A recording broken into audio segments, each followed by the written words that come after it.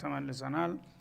ወለማ ጃአሁም ኪታቡ ምን ዒንዲላሂ ሙሰዲቁን ሊማ መዐሁም እና እነዚያ ይሁዶች ቀደም ሲል አላህ ሱብሓነሁ ወተዓላ በርካታ ነብዮች በተከታታይ ሲልክላቸው እንደቆየና የመጨረሻውም ነብይ ደርቦ እንደሚመጣ ከተነገራቸው በኋላ በትንቢኡ መሰረት ኪታብ ሲመጣላቸው ይላል። ከአላህ የሆነ ኪታብ ቁርአን ማለት ነው። እንግዲህ የመጨረሻው ነብይ የመጨረሻውን ታላቅ ኪታብ ይዞ ይመጣል እየተባለ ሲነገር ከቆየ በኋላ እነሱም ደግሞ ይመጣል እያሉ በጉጉት ሲጠብቁ ከቆዩ በኋላ በዛ በትንቢኡ መሰረት ከጌታ የሆነ ኪታብ ይላል። ከጌታ የሆነ ኪታብ ሲል እንዲሁ ከማንም በኩል የመጣ አለመሆኑን ሲያረጋግጥ ነው። በቀጥታ ከኔ የተላከ የሆነው ኪታብ ቁርአን አልዓዚም ሲመጣላቸው ሙሰዲቁን ሊማ መዐሁም እነሱ ጋራ የከረመውን ኪታባቸውን የሚያረጋግጥ ሆኖ ሲመጣላቸው ይላል። እነሱ ጋራ የቆየው ተውራትና እንጂል ዘውር ነው እና እነሱ ጋራ የቆየው ኪታብ በመሰረቱ ልክ እኔ ከመጣሁበት ምንጭ ከረበል ዓለሚን ነው ተውራት እንጂል የመጣው እያለ ወአንዘለ ተውራተ ወልኢንጂለ ሚን ቀብሉ ሁደን ሊናስ እንደሚለው ሱረቱ አሊ ዒምራን ላይ እየመሰከረ መጣ ማለት ነው ለቀደምት መጽሐፎች። በዚህ መልክ ሲመጣላቸው ታላቁ የጌታ ኪታብ ወካኑ ሚን ቀብሉ የስተፍቲሑን እሱ ከመምጣቱ በስተፊት ደግሞ ውጤትን ይናፍቁ ነበረ። አላህ Subhanahu Wa Ta'ala መልካም እድል እንደሚከፍትላቸው በጉጉት ይጠብቁ ነበር ይላል። አለ الذين كفروا ከሃዲያን በሆኑት ህዝቦች ላይ فلما جاءهم ما عرفوا ቀደም ሲል ይመጣል ተብሎ የተነገሩና ያወቁት የሆነው ነገር በገቢር ተከስቶ ሲመጣላቸው ከፈሩ ቢህ በመቀበልና በመከተል ፈንታ ክደው ታረፉ። ፈላዕነቱላሂ ዐለል ካፊሪን በእንዲህ አይነቶቹ ከሃዲዎች ላይ የአላህ እርግመት ይውረድባቸው ይላል አላህ Subhanahu Wa Ta'ala። እና እንግዲህ እነዚህ ይሁዶች ቀደም ሲል አላህ Subhanahu Wa Ta'ala በጣም ሰፊ እድል ሰጥቷቸዋል። በመቶ የሚቆጠሩ ነብያት ናቸው በእነሱ መሃል የተላኩላቸው ማለት ነው። እና ከሙሳ ቀጥሎ እስከ ኢሳ ድረስ በጣም በርካታ ነብዮች እየተከታተሉ መጥተዋል። ሁሉም በመጡ ቁጥር መሰረቱን እያረጋገጡ ነው የሚመጡት። እና እኛ የመጣ ነው ያው ትምህርቱን ለማስቀጠል ነው። አዲስ ኪታብ ይዘን አልመጣንም ነው የሚሉት ከሙሳ በኋላ የሚመጡት እስከ ኢሳ ድረስ ማለት ነው። ተውራት በመሐከላቸው አለ። ያው ነብዩ ተረኛው ነብይ ስላለፈ አንተ ሂድና ቀጥል ብሎ ስለላከኝ አስተማሪ ከተቀያሪ ሁኜ ነው የመጣሁት እያሉ ነው የመጡት ሁሉም ማለት ነው። ያ ኪታብ በሚመጣላቸው ኪታብ ተውራትን እያወደሱና እያመጎሱ ወደፊት ደግሞ የሚመጣው ተውራትን ሊተካ የሚችለው ታላቅ ኪታብ ቁርአን እንደሆነ ደግሞ ይናገራሉ ማለት ነው።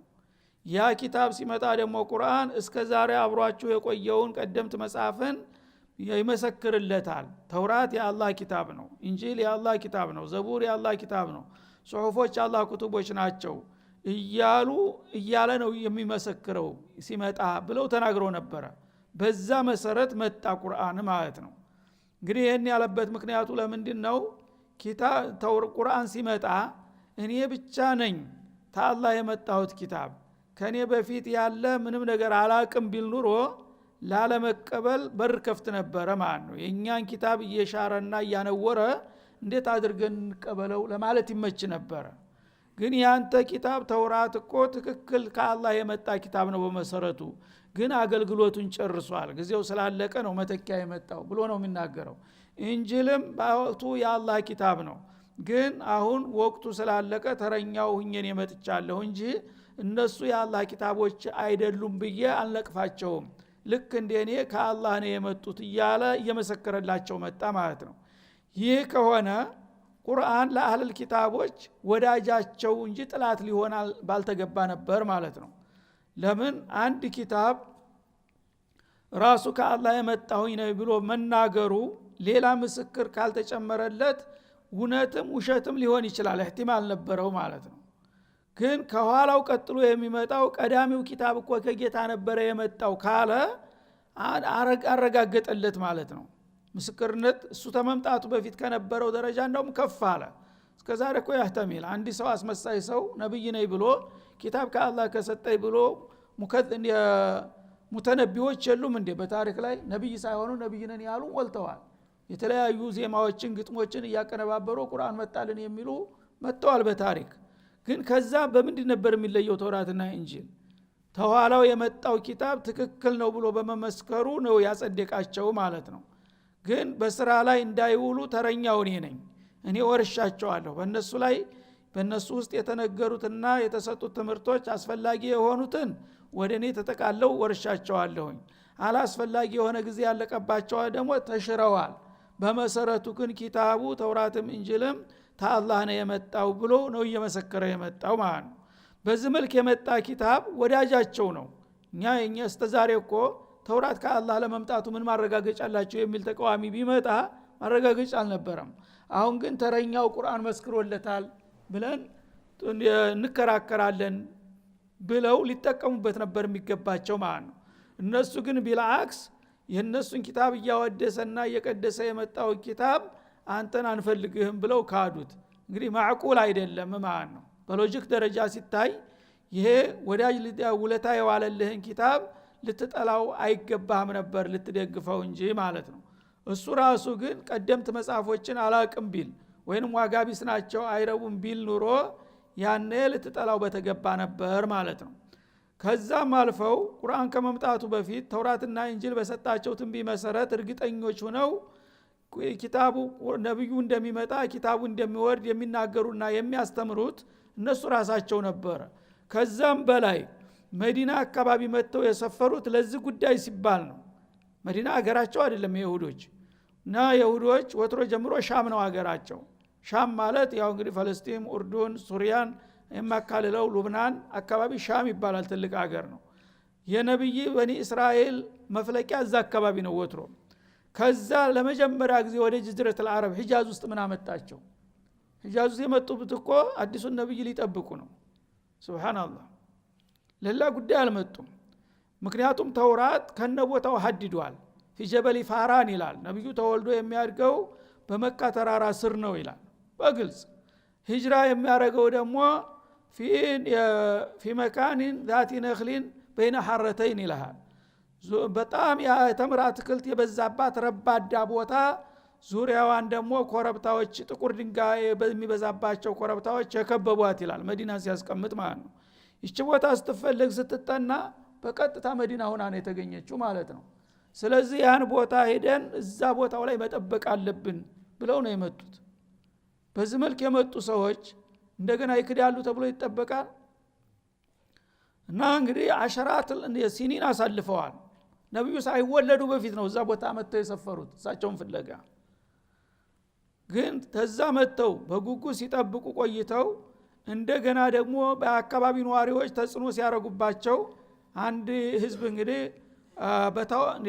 ታገሩ ፈልሶ ለተለያየ ጉዳይ ወደ ሰው ሀገር በሚሄድ ጊዜ ያው ተለጣፊ ነው የሚሆነው መብት የለውም ሀገሬ ስላልሆነ ማለት ነው እና የዛ አካባቢ ነዋሪዎቹ አውስና ኸዝረጅ የሚባሉት ሙሽሪኮች ናቸው ልክ እንደ መኮች ጣዖት እንጂ ምንም ነገር አያውቁም እና አስላቸው ደግሞ እነዚህኞቹ አውስና ኸዝረጆች ተየመን ነው ፈልሰው የሄዱት የየመን ግድብ በሚፈርስበት ጊዜ የሀገሩ ተጥቅም ውጭ ስለሆነ ተበታተኑ በየአካባቢው ተዛ አንዱ ክፍል ነው መዲና ሄዶ የሰፈረው እና እነዛ አውስና ኸዝረጅ የሚባሉ ሁለት ቡድን ሆነው መዲና ለብዙ ምዕት ዓመታት ቆይተዋል እነዚህኞቹ ይሁዶች ግን ወደ መጨረሻ ነው የመጡት መሃል ከተማውን እነዚህ ስለያዙት እነሱ መሃል ከተማ መግባት አልቻሉም ይሁዶቹ ማለት ነው ዳርዳሩን ነው የሆኑት ዙሪያውን ዳርዳሩን ያውም በጥገኝነት ማለት ነው ባላባቶች እነዚህ ሙሽሪኮቹ ባላባቶቹ ነው ከተማ እንዳይገቡ አልፈቀዱም እንግዳውሳ በዙሪያ ፊደዋሂል መዲና መኖር ትችላላችሁ ብለው በጭሰኝነት ፈቀዱላቸው ማለት ነው ከዛም እንደገና የነሱ ማህበርተኞች እንዲሆኑና ከነሱ ጋር ያው ተባብረው እንዲኖሩ ተስማምተው ቀጠሉ ዋናው አላማቸው ግን ያ የመጨረሻው ነብይ ሲመጣ ከሱ ጋር ተባብረው እነዚህ ሙሽሪኮች ደብዛቸውን አጥፍተው መዲና የነሱ አገር እንድትሆን ነው አላማው ማለት ነው እንግዲህ ይሄን ነገር ግጭት በሚፈጠርበት ጊዜ አልፎ አልፎ ይናገራሉ ራሳቸው እና አንድ እንግዲህ የውጭ ሀገር ዜጋ የሆነና ኗሪ የሆነ ህዝብ ሆነ ባልሆነ ነገር ሲጋጭ ያቺ ውስጥ ያለች ነገር መነሳቱ አይቀርም አንተ ስደተኛ ጠገብክ አይደለም አርፋህ አትቀመጥም እንቢታልክ እኮ ከዛ አካባቢ እናበራሃለን ይላሉ ሙሽሪኮቹ ማለት ነው። እና አውስ ኸዝረጅ ያኔ የሚያበራውን ነገር እኛ እናውቃለን ይላሉ። እነሱ ደግሞ ለማን መጣሁልህ ተዘጋጅቼልሃለሁና እኔ አሁን አቅም ስላነሰኝ እንጂ የመጨረሻው ነብይ ሲመጣ ከሱ ጋራ ግንባር ፈጥረን እንጠነክርና እናንተ ጸረ ነብያት ስለሆናችሁ ሙሽሪኮች ናቸውና ከዛ አካባቢ ጠርገን እናጠፋቸዋለን እያሉ ይናገሩ ነበር። የስተፍቲሁነ ማለት የጥሉቡን የተመነውን النصر والفتح مع الرسول الجديد አዲሱ ነብይ ጋራ ተባብረው ዲል እንደሚያገኙ ይናገሩ ነበር ማለት ነው። ይሄን መናገራቸው ለነዛ ለሙሽሪኮቹ ጠቀመ ማለት ነው። እና ብልህ ከጥላቱ ይማራል እንደሚባለው እንዲህም አለ እንደ ታዲያ የመጨረሻው ነብይ ሲመጣ እኛ እሱን ለምን አንቀበልም የሚል መልእክት እያስተላለፉ ነበር ማለት ነው። ቅን ሰው ሁሉ ጊዜ በቀላሉ ጥቅምን ያውቃል። እነዛ ሙሽሪኮቹ ተሽለው እንደዚህማ ከሆነ ለካ እነዚህ የመናጢዎች የኛን ሀገር ሊቀሙ ነው መጨረሻው ነብይ ጋራ ተባብረው፣ ይሄ ከሆነ ደግሞ አዲሱ ነብይ ሲመጣ እሱን ለምን እኛ አንቀበለውም የሚል መሰረት ጣለ ማለት ነው። ያጠቀማቸው ለነዚህኞቹ እና ሚን ቀብሉ ማለት ነብዩ አለይሂ ሰላቱ ወሰላም ከመምጣታቸው በስተፊት እነዚህ ይሁዶች በመዲና ዙሪያ ይኖሩ የነበሩት ሙሽሪኮቹ ጋራ ሲጋጩ ምስጥር ያመልጣቸዋል ማለት ነው። ሰው በሚናደድ ጊዜ ነው ምስጥር የሚያመልጠው፣ ራሱ መቆጣጠር አይችልምና ማለት ነው። እና የስተፍቲሁን እነሱን እንግዲህ ሙበጦን የሆነ በእጃዙር የሆነ ዛቻ ይዝቱባቸዋል ማለት ነው። አሁን እናንተ ያው ባላባትን ብላችሁ ለጊዜው ተኩራሩ ተንቀባረሩ፣ ግን ነገ ጌታ የነገረን የማይቀር ትንቢያ አለ። የመጨረሻው ታላቁ ነብይ ይመጣል፣ እዚህ አካባቢ ነው የስደት ሀገሩ ብሏል።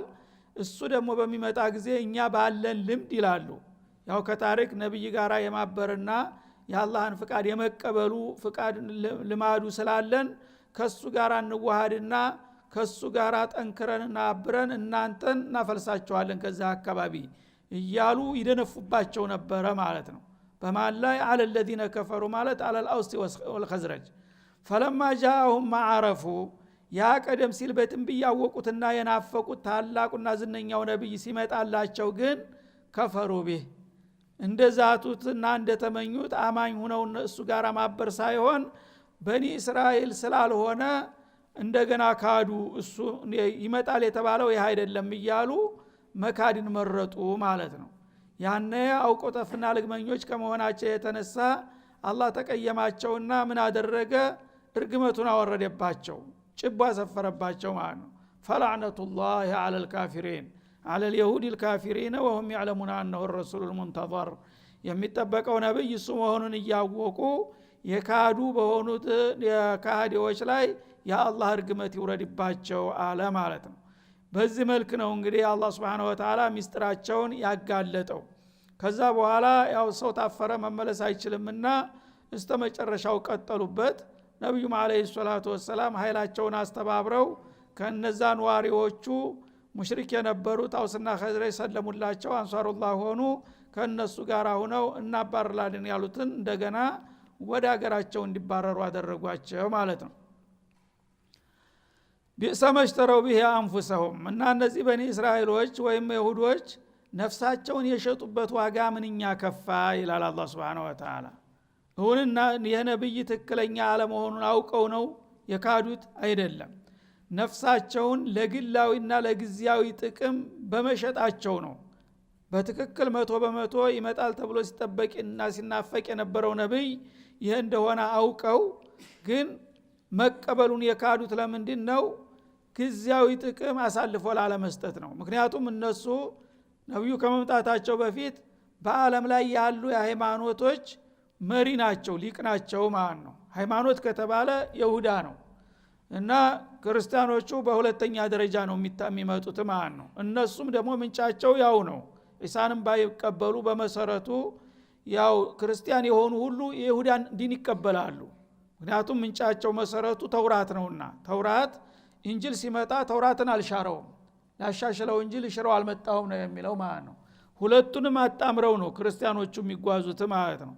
ስለዚህ ይሄ ነገር በሚመጣ ጊዜ እኛ መርከዛችንን መልቀቅ የለብንም የሚለው ነገር ነው ያመረጡት ማለት ነው።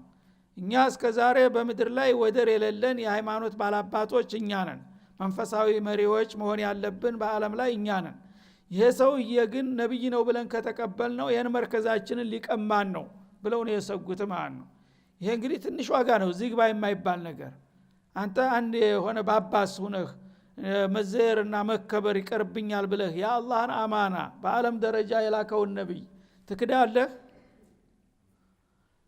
اشتروا بأنفسهم ነፍሳቸውን የሸጡበት ዋጋ ምንኛ ከፋ ይላል እና ያው ኻኻም ባባስ ቅዱስ እየተባለ መወደስና መሳለም ይቀርብናል ብለው ለዚች ዋጋ ሲሉ ሸጡ አኸራቸውንም ዱንያቸውንም ማለት ነው አንየክፍሩ ቢማ አንዘለላህ አላህ ያወረደውን መመሪያ ቁርአንን ለመካድ ምንድነው የገፋፋቸውና ያደፋፈራቸው ብትል ነፍሳቸውን ለውዳቂ ዋጋ መሸጥ ለግላዊ ስምና ጥቅም ብለው ይህንን የመሰለ ድል የጣሉት ማለት ነው ይህን ያደረጉት ለምንድነው በግየን ሐሰደን ማለት ነው በመቀኝነት እና እኛ እስከዛሬ ታፍረን ተከብረን ይሁዳ ነው በአለም ላይ የሃይማኖት መሪ እየተባልን ቆይተን እንደገና ዛሬ ወረዳ ወርደን ከአረቦች ለወጣ ነብይ እንዴት እጅ እንሰጣለንና ለሱ ተማሪዎች ሆነን እንሰለፋለን ይሄ ከሚሆንማ ባለው ስማችንን እየተከራከርን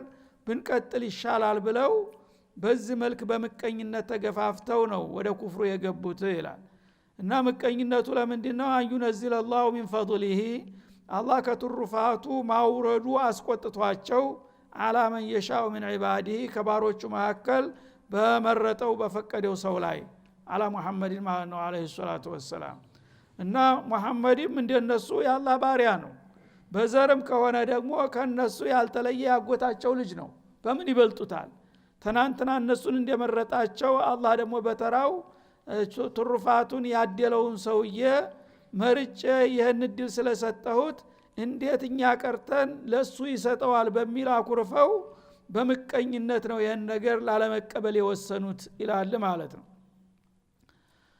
እና ከባሮቹ መካከል በሻው ሰው ላይ ማለት እንግዲህ ሰው ሲባል በአጠቃላይ በመሰረቱ አንድ ነው ከሱ መካከል አንድ ቀን የአንድኛውን ዘር መርጠዋለሁ እስከዛሬ ነው ሙሳን እንደመረጥኩት ማለት ነው አሁን ደግሞ በተራው ሌላውን ከመረጥኩኝ ምን አለ አላህ ያህኩም ማይሩድ ወይፍዓሉ ማይሻ ነው ተናንተና የፈለገውን መርጦ ነበር አሁን ደግሞ ከባሮቹ መካከል ሌላውን የፈለገውን መረጠ እኛ ግን የሱን ፍቃድ መቀበል አለብን ማለት ሲጠበቅባቸው ተናንተና በነካጁ እንደለመደ በእኛ እንደጀመረ በእኛ መጨረስ አለብን ከዛ ውጭ ከሆነ ግን አንቀበለውም የሚል የምቀኝነት አቋም ይዘው ለጥፋት ተዳረጉ ይላል ማለት ነው አሁንም ያለው ችግር ይሄ ነው በአለም ላይ ሰዎች ሁሉ ጊዜ አንድ ብልጫ የሰጣቸው እንደሆነ ጌታ ያን የሰጠንን ነገር እኛ ልዩ ፍጡር ነን ብሎ መኮፈስ ከኛ በላይ ላሳር ሌላው ቦታ የለውም የሚል የሰው ልጆችን ሁሉ ጊዜ የሚያጠፋው ማለት ነው ምን አለ አንተንም እንደመረጠህ አቅልየን ራሱ አንተን የመረጠ ጌታ ሌላውን ባሪያውን ቢመርጥ ምንድነው የሚከለክለው አንተ ምን ልዩነት አለ ከሌላው ግን ይህ አይዋጥላቸውም አይሁዶች ማለት ነው እኛን እስከ ተናንተና መርጦናል ብዙ ኩቱቦች አውርዷል ብዙ ነብያቶች ልኳል ስለዚህ እንደጀመረ በእኛው ማጠቃለል አለበት ከዚህ ውጭ ሂጄ ሌላውን መርጣለሁ ሌላ ኪታብ አወርዳለሁ ካለ ግን ይሄንን እኛ አንቀበልም የመጣው ቢመጣ የሚል ምቀኝነት ይዟቸው ነው ለዚህ ጥፋት የበቁት ኢላላ አላህ Subhanahu Wa Ta'ala ፈባኡ ቢገضብን አላ ገضብ እና ያወቁ ይሄንን የመሰለ ድርብርብ ጥፋትና ክፋት በመፈጸማቸውና ለጊዜውና ለግላዊ ጥቅም በመሸነፋቸው በቁጣ ላይ ቁጣ ተሸክመው ተመለሱ ይላል እና እንግዲህ እነሱ ወደ መዲና የመጡት የአላህን ሪድዋን ያገኙ ነበር ግን ሲመለሱ ምን ይዘው ተመለሱ ውርደትንና ቅሌትን የአላህ እርግመትን ተሸክመው ተመለሱ ማለት ነው ለምን አቋማቸው በመበላሸቱ መጀመሪያ የአላህ ነብይ ያለበት ቦታ ሄደን ጠብቀነው እሱን እንደግፋለንና እንረዳለን ብለው አመጣጣቸው ምንድን ነበር የሚጠበቀው የአላህን ሪድዋን ያጎናጽፋቸው ነበር አሁን ግን በተቃራኒው የመጣውን እድል ባለመቀበላቸው የአላህን ውዴታ በማትረፈንታ የአላህን ቁጣ ሸምተው ተመለሱ ይላል ያውም አንድ ቁጣ ሳይሆን ድርብርብ የሆነ ቁጣ ማለት ነው ወሊልካፊሪን አዛቡ ሙሂን እንደገና አዲስ ስም ተወጣላቸው። ትናንትና አትባዑ ሙሳ ሙስሊሚን ነበሩ፣ አሁን ግን ወሊልካፊሪን ይላቸዋል አላህ Subhanahu Wa Ta'ala። ካዲዎች ናቸው እና ኢማን ሲመጡ ኢማን ይዘው ነበር የመጡት በተውራት በሙሳ ነበረ። አሁን ግን ኩፍር ተሸክመው እርግመን እንደርበው ነው የሄዱት ማለት ነው። በመሆኑም ለእንዲህ አይነቶቹ ካዲዎች አዛቡ ሙሂን አዋራጅ የሆነ ቅጣት ተወስኖላቸዋል በአላህ በኩል ይላል ማለት ነው። ስለዚህ አላህ Subhanahu Wa Ta'ala የሰው ልጆችን የሚያስተናግደው እንዲያቀራረባቸው ነው ማለት ነው። ጥሩ ሆነው በሚመጡ ጊዜ በጥሩ ይቀበላቸዋል፣ ያከብራቸዋል፣ ይምራቸዋል፣ ጸጋውን ያጎናጽፋቸዋል። በሚጠሙና በሚለግሙ ጊዜ ደግሞ ወደ ክህደት ሄዱ ማለት ነው። ያ ከሆነ ደግሞ ካህዲ የሚለውን ስም እንሸልማቸውና ለውርደትና ለቅሌት እንዳርጋቸዋለን። የእጅህን ነው የምንሰጥህ ማለት ነው። እነላህ ላ ዩገይሩ ማ ቢቀውም ሐታ ዩገይሩ ማ ቢአንፉሲሂም እንዳለው እንዳመጣጥህ እናስተናግድሃለን ነው። ስለዚህ አሁንም እንግዲህ ኡመተል ኢስላም ከዚህ ታሪክ መማር አለባቸው ማለት ነው። በስም እና በታሪክ መኩራራት የትም አያደርስም። ትናንትና ታላላቆቹ እኛ ነበርን አሁንም እኛው ነን የምንቀጥለው ማለት አትችልም። አላህ ያንተን የሚያከብርህ እስካከበርከውና ፍቃዱን እስከተከተልክ ድረስ ነው። ከፍቃዱ ካፈነገጥክ በቅጽበት ሊለውጥህ ይችላል። ስለዚህ በመስመሩ ላይ እስተቂም ከማ ኡሚርተ እንዳለው በመስመሩ ላይ ቀጥ ብሎ የሚጓዝ ካለ አሁን ይቀጥላል፣ ካልጣልከው አላህ አይጥልህም ማለት ነው። አደራህን በልተህ እንደገና አቋምክን ገልብጠህ በስም ብቻ እየተቆራራህ እኔ ነኝ ታላቁ ትናንት አሁን ምን ነው እቀጥላለሁ የምትል ከሆንክ ግን አይምሰልህ፣ ይሄ ነገር አይቀጥልም ይላል ማለት ነው። ወኢዛ ቂለ ለሁም አሚኑ እና እነዚህ እንግዲህ ከሃዲዎች እናንተ መጀመሪያ የመጣችሁት እኮ ታላቁን ነብይ ለማግኘትና ለመተባበር ነበረ። ታዲያ ምን ችግር ተፈጠረ?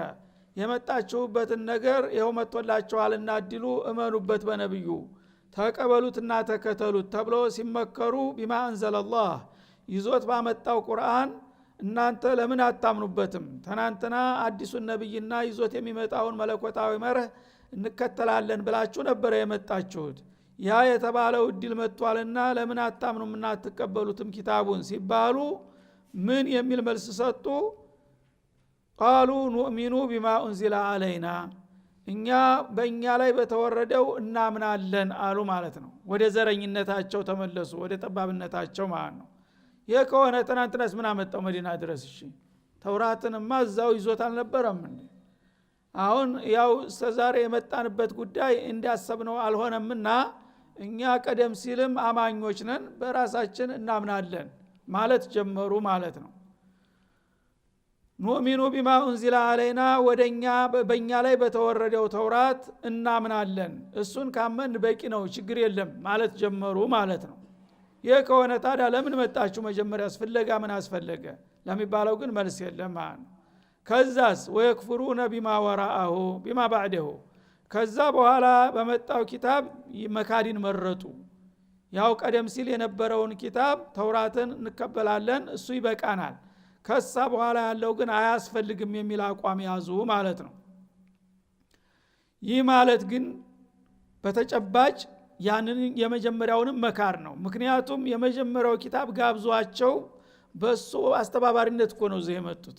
የመጨረሻው ነብይ ይመጣል፣ ቦታውም እንዲህ ቦታ ነው፣ እዛ ቦታ የሄደ ሰው ያገኘዋል ብሏቸው ያንን አምነው ነው በወቅቱ የመጡት። አሁን ግን ያንን ትንቢይ እንደገና ሲያጥፉት በቀድሞ ኪታብስ እንዴት ነው ያመኑት? ተውራትም ትክክል አይደለም ማለት ነው። ተውራት ትክክል ከሆነ እዚህ ቦታ የሚያገኙት ሰው ነብይ ነው ብሎ ከመሰከረ አሁን እንደገና በተውራት እናምናለን ማለት የተጋጨ አካሄድ ነው ማለት ነው። በተውራትማ ካመንክ ተውራት ይሄ ነው የመጨረሻው ነብይ እያለ ነው ያለው። ግን በስሙ ብቻ በተውራት እናምናለን ይላሉ፣ ውስጡን ግን ተውራትንም ክደውታል ራሱ ማለት ነው።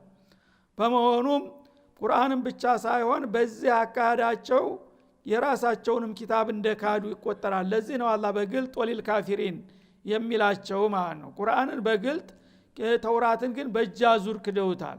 በሁለቱም ኪታቦች አንጻር ግን ካፊር የሚል ክብር ማዕረግ ተሰጣቸው ማለት ነው። ወየክፍሩነ ቢማ ወራአሁ፣ ተቁርአን በኋላ ቀጥሎ በመጣው እንጅልንም አይቀበሉ ይሁዶች። ያው ዒሳንም እንደዛው ሲያንከለክሏቸው ነው ሳይቀበሏቸው የሄዱት ማለት ነው። ቁርአንንም ጨምረው መሐመድንም እንደዛው ካዱ ማለት ነው። በመሆኑም በሁሉም ነብያቶች እንደ ካዱ ነው የሚቆጠረው። ተጥንት ጀምሮ የመጡት አባቶቻቸውና ቅድማያቶቻቸው እናምንበታል ያሉትንም ጭምር እሱንም ክደው ታረፉ እንኳን ሊጨምሩ ነው የሚለው። ወወል ሐቁ ሙሰዲቀን ሊማ ማአሁም እነሱ ጋራ የቆየውን ኪታባቸውን የሚመሰክርና የሚያረጋግጥ ሲሆን ቁልጭ ያለ እውነት ሆኖ እያለ እነሱ ግን በቀጥታ መካድን መረጡ ይላል። ቁል ፈሊመ ተቅቱሉና አንቢያ አላህ ሚን ቀብል ታዲያ እናንተ እንደምትሉት በቀድሞ መጽሐፋችሁ ራሱ በተውራት የምታምኑ ከሆናችሁ የአላህን ነብያቶች ለምን ትገላላችሁ በላቸው ይላል።